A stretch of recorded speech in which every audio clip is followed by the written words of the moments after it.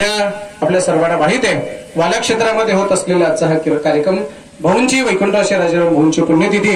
या पुण्यतिथीच्या निमित्ताने आलेल्या हजारो भाविकांना मी विनंती करणार आहे, येत्या 20 तारखेला महाराष्ट्रामध्ये विधानसभेच्या निवडणुका होत आहेत। बरोबर आहे, 20 तारखेला विधानसभेच्या निवडणुका आहेत। भारतीय घटनेने, भारताच्या राज्यघटनेने आम्हाला मतदानाचा अधिकार दिलाय। मायबाप माझी हात जोडून विनंती करतो, प्रत्येक माणसाने मतदान केलं पाहिजे।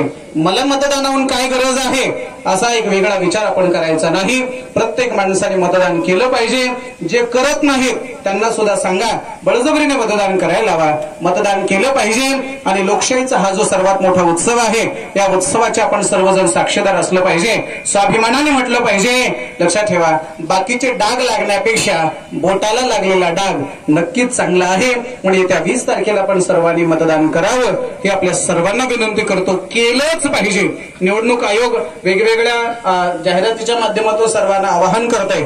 मग कलेक्टर असतील, तहसीलदार असतील, एसडीएम असतील, सगळी प्रशासनातली निवडणूक निर्णय अधिकारी, पीएलओ असतील, सगळी मंडळी तर आपली जनजागृती करतच आहे।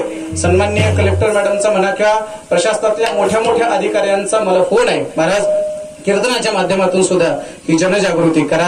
आणि त्या उद्देशाने जोपर्यंत निवडणुकीपर्यंत जेवढी कीर्तनं माझी आहेत त्या प्रत्येक कथेमध्ये, प्रत्येक कीर्तनामध्ये ही जनजागृती करत आहे। माझी तुम्हा सर्वांना हात जोडून विनंती आहे की येत्या 20 तारखेला होणाऱ्या मतदान प्रक्रियेमध्ये आपण सर्वांनी सहभागी व्हावं आणि मतदान केलंच पाहिजे।